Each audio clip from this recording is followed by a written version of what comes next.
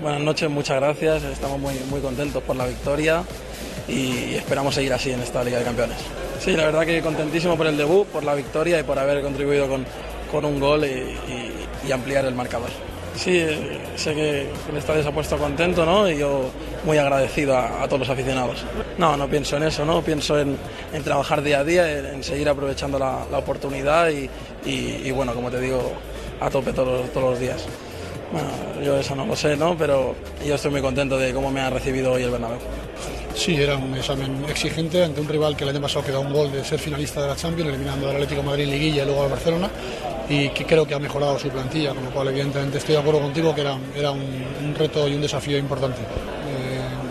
Calma, son 3 puntos, hemos hecho un buen partido, el equipo sigue creciendo, sigue trabajando, queda todo y ahora lo que hay que hacer es recuperar bien, que tenemos un partido importante en 3 días y exigente contra el Español, y a seguir, esto es así. Sí, siempre hemos dicho que tomemos la decisión que tomemos, sabemos que tenemos una buena solución en la portería, como así ha sido con Keylor. Keylor es un gran competidor, un gran trabajador y un gran portero, y lo ha vuelto a demostrar. El Real Madrid te obliga a ir a por todas las competiciones, evidentemente, y es la ilusión que tenemos, el objetivo, y trabajaremos a destajo para que así sea.